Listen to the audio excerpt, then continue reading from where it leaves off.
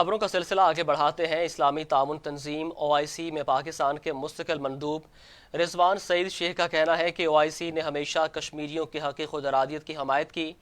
پاکستان سعودی عرب میں دوسرا سفارت خانہ کھول رہا ہے جو صرف OIC کے حوالے سے کام کرے گا۔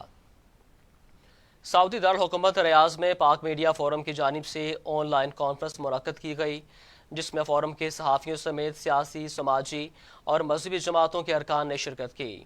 اسلامی تعاون تنظیم OIC میں پاکستان کے مستقل مندوب رضوان سعید شیخ کا کہنا تھا کہ اسلامی تعاون تنظیم OIC نے ہمیشہ کشمیریوں کے حق خود ارادیت کی حمایت کی ہے اور اقوام متحدہ کے بعد OIC کے پلیٹ فارم سے مسئلہ کشمیر کے حوالے سے پاکستان کے موقف کی حمایت کی جاتی رہی ہے۔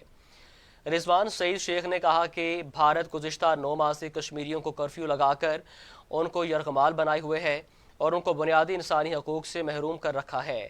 پاکستان کی جانب سے سعودی عرب میں دوسرا سفارت خانہ کھولا جا رہا ہے جو صرف OIC کے حوالے سے کام کرے گا، جس سے کشمیر کاز کو مزید تقویت ملے گی۔